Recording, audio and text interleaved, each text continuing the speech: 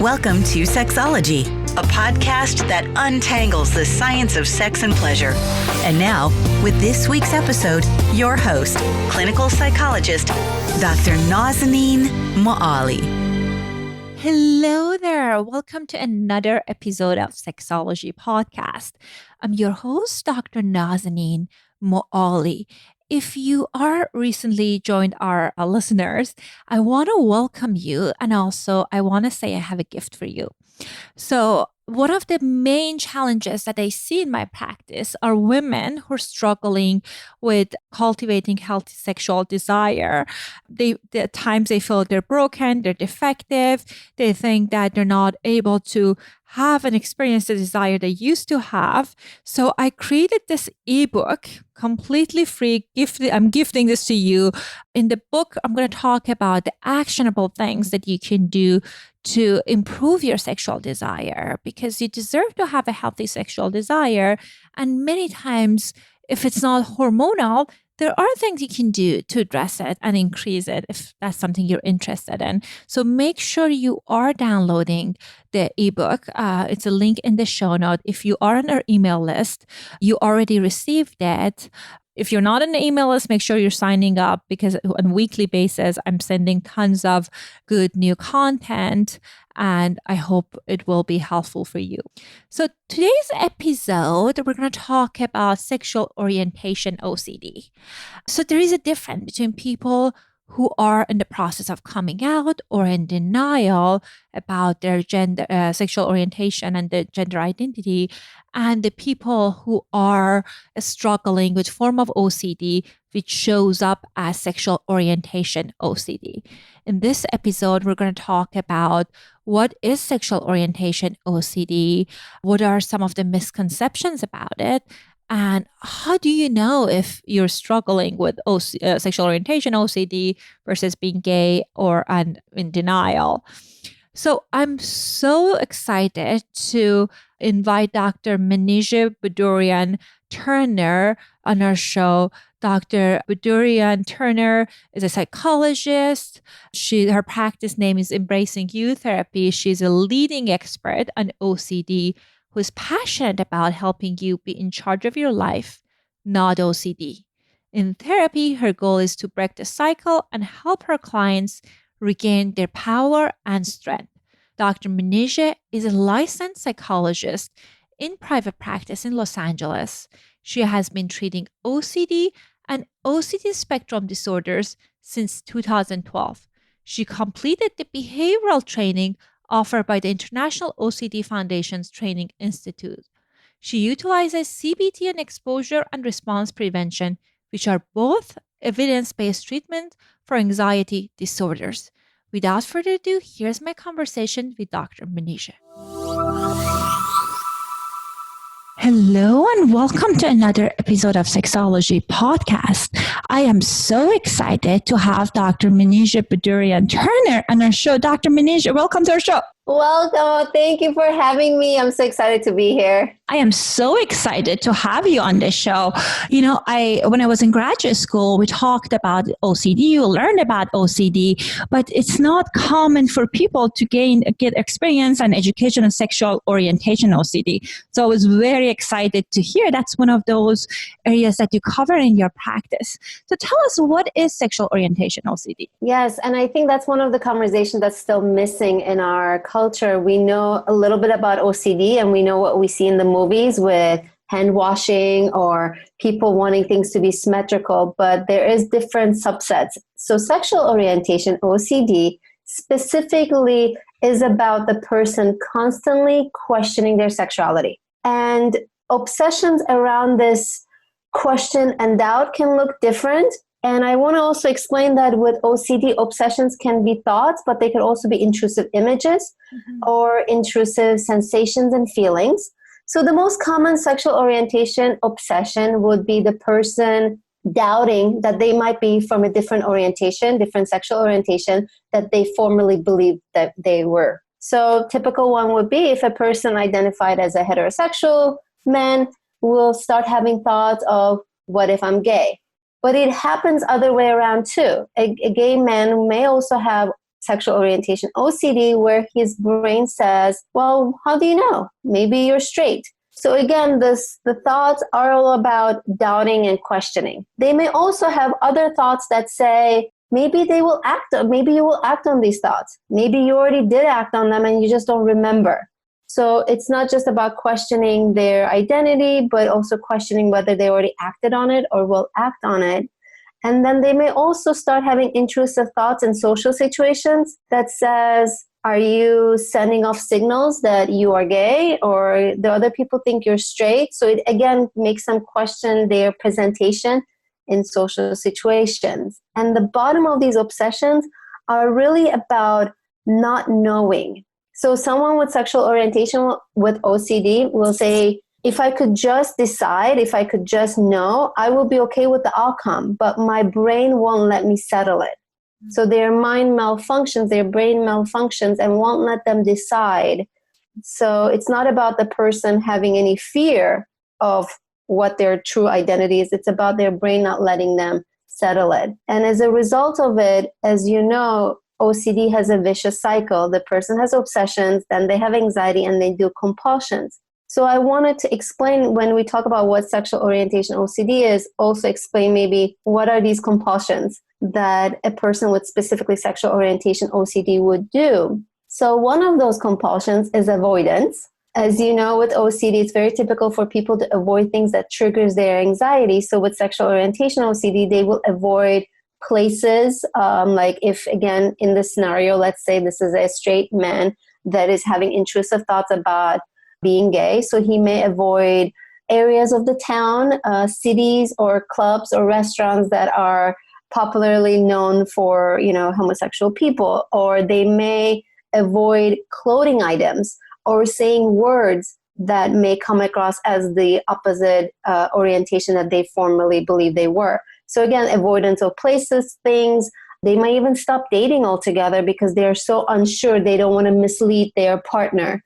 Another common compulsion is checking. And this is a very interesting one. As you know, they do a lot of mental checking. So they might, for example, watch something or read something with same sex and check their sexual excitement and sexual arousal to prove whether their thought is real or not. They may mentally check their interactions. Like, let's say they went to a meeting, they go to work and they were in a work meeting, and they come home and they will check themselves, how were they with their same-sex coworkers and colleagues? And they may obviously misjudge themselves and start thinking, well, you smile at his joke a little too loudly. He probably thinks you're gay and you like him. So again, the mental checking is all they done all day long, and checking, did I come across gay or did I come across straight if the person identifies as homosexual? And then another common compulsion in this vicious cycle is reassurance seeking.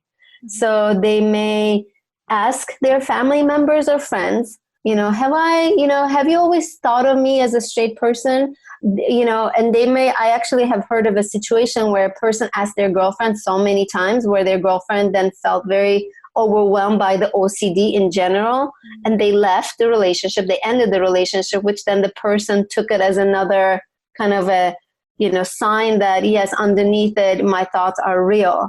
I shared this in social media recently about how Google, Siri, Alexa are not your friends. They're friends of your OCD because these search engines are so debilitating to OCD. The people can search all sorts of information to, again, prove their thoughts wrong. So in this situation, someone with sexual orientation OCD may read articles about how the person came out, reading articles about sexual orientation and sexual identity development. They may, again, look at articles and movies and images. So it's in the sense of reassurance seeking. So these are some of the compulsions that you will also see somebody struggling with sexual orientation OCD. Very fascinating. I feel with OCD, unless someone, as you mentioned, they're struggling with the classic type of washing and kind of being obsessed about the orders of things, it's many times it's undiagnosed. So people, they don't know that's the OCD, because you're right that it can be intrusive thoughts, or it could be sensations or images. So it could be a range of different things that people usually have not connected with kind of this is a symptom of the OCD. And I love that you talked about the compulsion. Many moons ago, I used to work with this client, and for years he was checking to see if he gets aroused with same-sex pornography. And like he identifies heterosexual, and it can be a very challenging task because our brain tells us the sexual relevant information is sexually relevant. So you might experience some slight arousal. So it would be hard, and that can give in to the cycle. Oh, absolutely. I think you just nailed it. One of the things that I think is so important for us to comment on is that as human beings, we are wired to sexually respond to sexual things, right? No matter what I identify as, you put a sexual image in front of me, I am going to have a sexual reaction to it. We are very primitive in that sense. But when somebody struggles with sexual orientation OCD, and again, there's a brain mechanism there that is malfunctioning, again, OCD is a brain disorder, then the person isn't satisfied with that information. Like again, with my clients, I offer a lot of psychoeducation and I try to explain them, how our brain works, but that information is not sufficient to them. That as beings, we are going to sexually respond to sexual things, and that quote unquote normal people do find their same sex attractive. I as a woman can find many celebrities attractive and gorgeous and hot, and know that I am, it doesn't make me doubt my sexual orientation. But someone with this type of mental health issue will take those sexual arousals and sexual excitements and misinterpret them and add meanings to it. Right. And it can be giving data to their kind of the vicious cycle that you were mentioning. So I'm glad that you are also kind of seeing the same pattern, that people might get aroused, and it doesn't necessarily mean that they are like to belong to the different sexual orientation. Their body just might respond to the sexual relevant information. So one thing that can be confusing, because for many people, the process of coming out can be very confusing. I work with lots of clients coming from conservative background, and for a while they tell me that before they came out, they were in the process of denial and they struggle with it. So how can one distinguish between sexual orientation OCD and being kind of belonging to the kind of maybe homosexual or heterosexual and being in denial? Oh, that is so relevant, because OCD uses that denial against the person. So someone with sexual orientation OCD will have thoughts that says, well, if I think it's OCD, then maybe I'm just lying to myself and I'm in denial. Like your OCD is I always tell my clients, like your OCD is very manipulative and creative, and it will use any information to make you keep doubting yourself. So it will use that whole denial piece against the person. And even families can do that. If families don't understand sexual orientation OCD, and I hope this podcast is very, hopefully eye-opening for people, because if they don't know it, they may accidentally say to the person, well, maybe you are in denial, you just need to come out. Well, no, it's not it. Or a therapist who doesn't specialize in OCD may misunderstand this symptom as maybe this person is in denial. Maybe they just need to come out. Maybe I should just tell them to, accept their, orientation. But again, this is not about a sexual orientation crisis. It is not a sexual identity crisis. It's an OCD crisis. So one of the ways I think I would ask people to think of it is like, what is denial? Right? Denial is a person engaging in behaviors that is opposite of their values and not acknowledging those behaviors. I know you have worked with people with substance use disorder, substance use issues. That's a very easy example I can share. When a person abuses alcohol and they are having blackout, like weekends, they don't remember, spending tons of money, their work performance is declining, their family and friends are confronting them, or their relationships are being impaired, but they're still in denial because they won't acknowledge the behaviors they're doing. So in the sexual orientation context, denial would be the person engaging in these, whether they are, gay encounters or straight encounters and not acknowledging them. Mind you, we can be in one orientation and still enjoy experiencing out of our, zone. There's obviously that, being fluid, but here the person is not acknowledging it. And I think another key factor that separates sexual orientation OCD from a person who may not come to accept their orientation is people with sexual orientation OCD is constantly questioning this topic. Like they're constantly talking about it. They are not quote unquote in denial. They are constantly checking, Googling, asking you questions, watching things and recording their excitement level. That is not somebody who's in denial. That is somebody looking at the problem and trying to find an answer. So that's, I feel like one of the obvious things that separates the person is somebody in denial, as you know, doesn't talk about the problem. So I think that could maybe an easy giveaway that someone who struggles with sexual orientation OCD is about. And that's also one of the misconceptions about sexual orientation OCD is that they're not homophobic or they don't have phobia about the opposite orientation. Whether, again, they may be gay and they don't have any phobia about the heterosexual orientation. Their problem is that their mind won't settle on any answer. Their mind won't accept any answer, is constantly making that vicious cycle. So that's, I think, one misconception is that these people are not have phobia about opposite orientation. It's about their own difficulty figuring out. Mm-hmm. And I love that you talked about how people are constantly kind of gaining reassurance and checking and to see if that's kind of that's a struggle they have versus someone who's in denial. They're just like, they suppress it down. They don't think about it.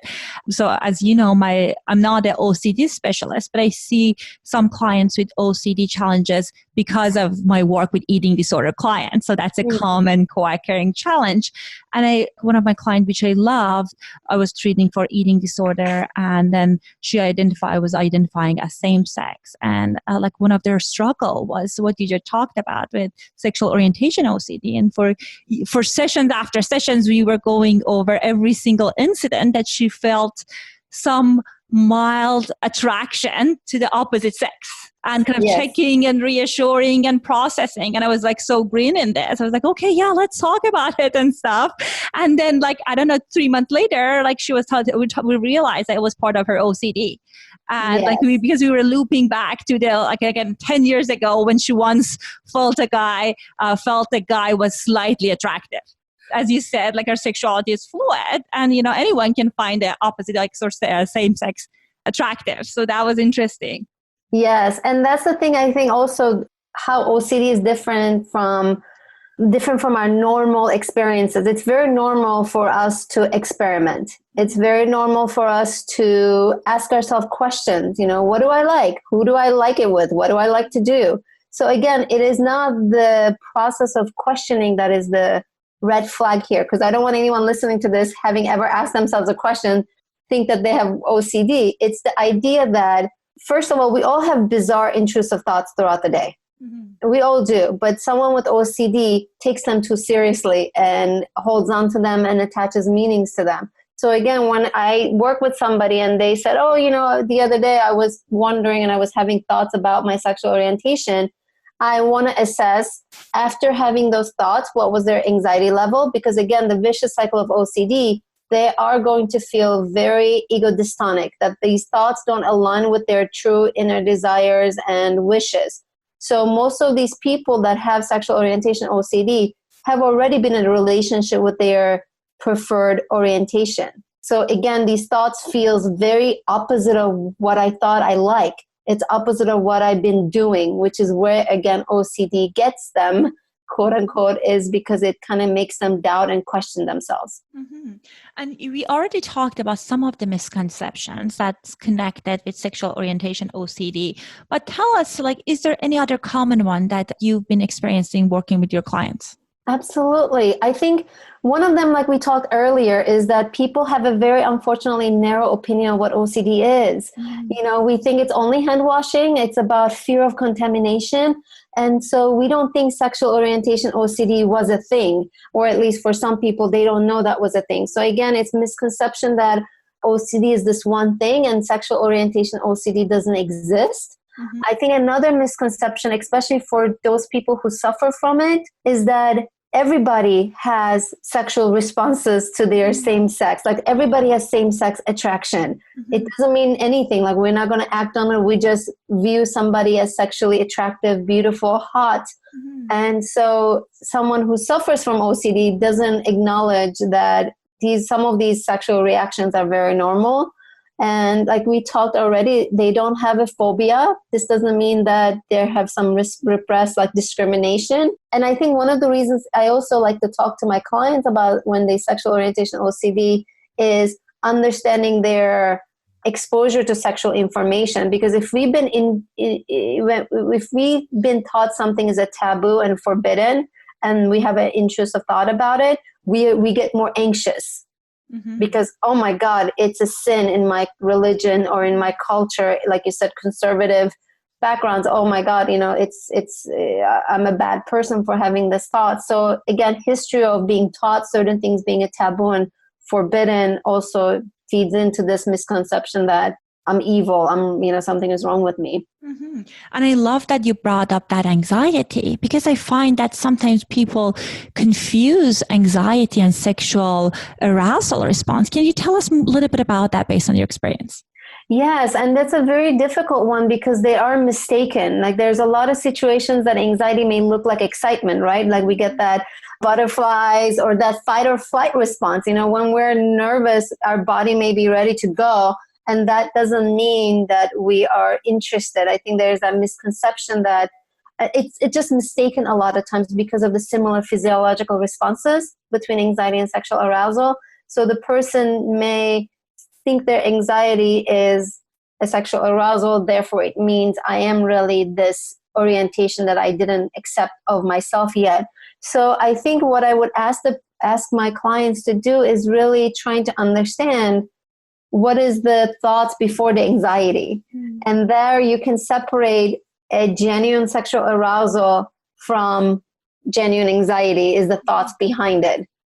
Love that. What a wonderful distinction. And I think going back to what you mentioned about the people who are struggling with sexual orientation, OCD, are not in denial. I have several clients that I work with this issue. They told me, I just want to know. I don't care if I'm same-sex, heterosexual, homosexual. I just need to have the right information. And that's kind of also the challenge with OCD. I just need to know, that obsession about kind of getting the answer. So I love that you highlighted that. And I think it's very important when people are struggling with any sort of OCD to go to a specialist, because I think many people had like couple such classes, some cases in their training about working with OCD, but I feel it's not sufficient because it's an art and science to truly identify the obsessive thoughts. So tell us about the treatment. What do you do with clients who are struggling with this all kind of OCD? Yes, and to find somebody who specializes in OCD, I do want to share the website IOCDF, International OCD Foundation. On their website, there is a button that says like find therapist. And if you put your zip code in there, you have a list of therapists who have completed the training through IOCDF. So you can find access there.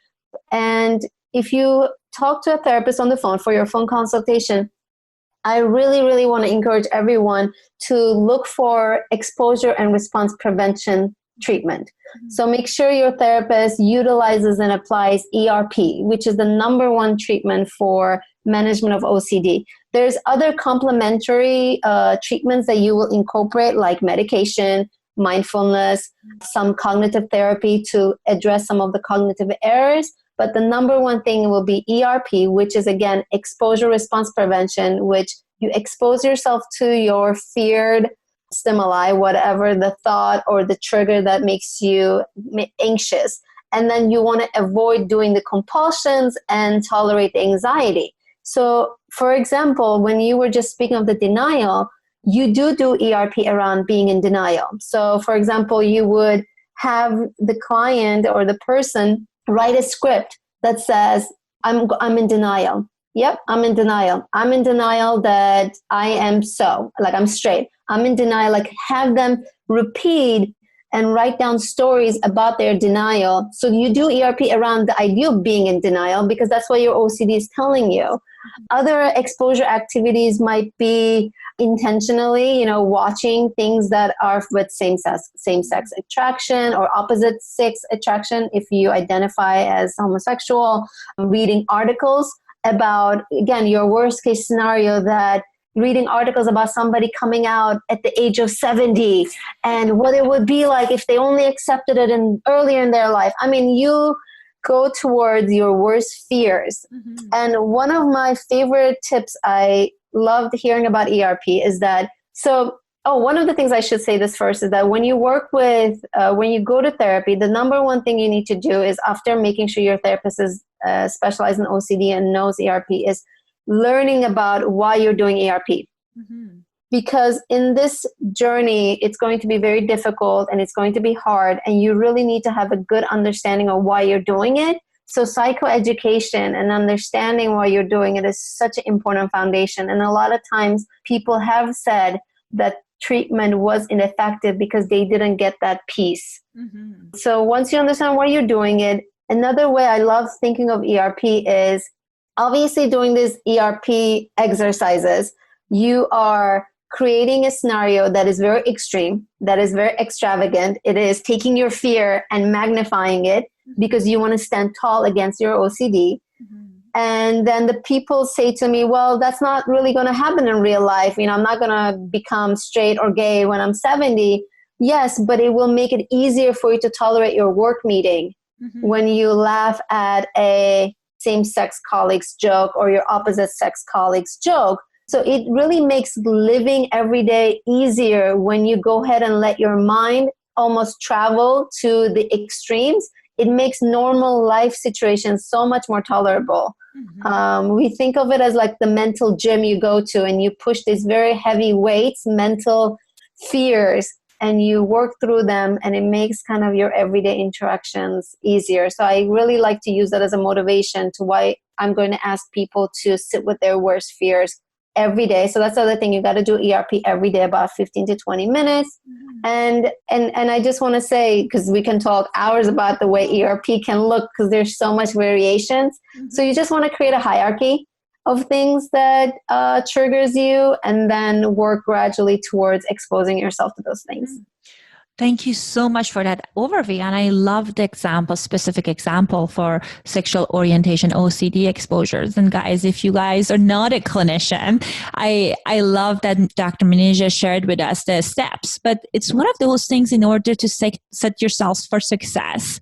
It's important to work with a clinician like Dr. Menije, someone who has done hundreds of hours on this, because the more effective that you're doing this hierarchy that you usually do with your therapist, or like doing the exposure, the more results you get and the faster results you get. On that note, Dr. Menije, I know you have tons of great content in your website and the YouTube. I recently shared the information with someone and they told me they loved your blog posts. So do tell us, if our clients want to get a hold of you, what would be some of the ways to get access to those resources? Oh, thank you. Thank you for your kind words about the blog. Yes. So I try to have a couple different ways people can connect with me. We live in the world of technology. So I have an Instagram account, Embracing You Therapy, and the website is the same, embracingyouTherapy.com. As you said, there's all sorts of blogs. I also have a lot of resources on my website, recommended books and other associations where people can connect with. And then there's also a YouTube channel I started earlier, like a few months ago, which is also Embracing You Therapy. That's the URL for YouTube as well. And there's videos on OCD I share there, on Instagram, different posts. So I hope any of those resources will be helpful.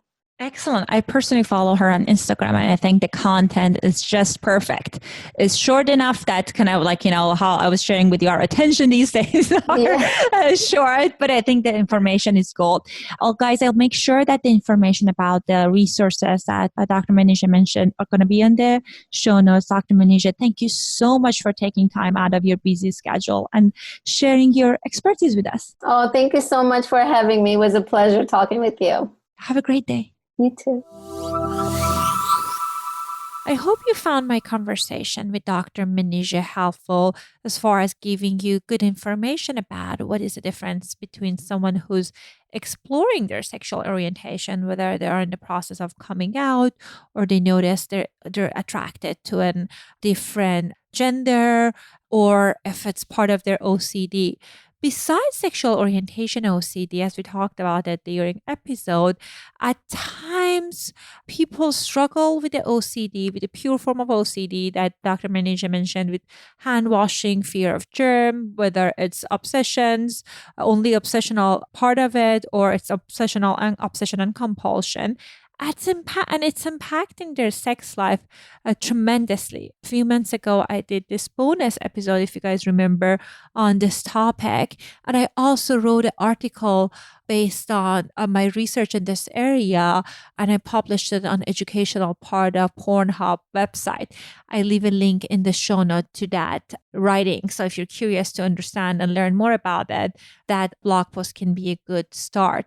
Also, one of the things that I'm very interested is about how our mental health challenges is impacting our sexuality, because everything is connected. If you're having anxiety, it's impacting our sexual functioning. If you have bipolar disorder, it's impacting our sexual functioning. So if you are curious about a specific diagnosis and you want me to talk about that, I would be glad to explore it and give you education and information about the impact of the specific mental health diagnosis on one's sexual orientation. So feel free to send me an email at drmoali@sexologypodcast.com. Thank you so much for listening to this episode, and I'll talk to you next week. Thanks for listening to the Sexology Podcast. For more great content, visit www.sexologypodcast.com. Please be advised that information presented on this podcast is not a substitute for seeking help from a licensed mental health provider.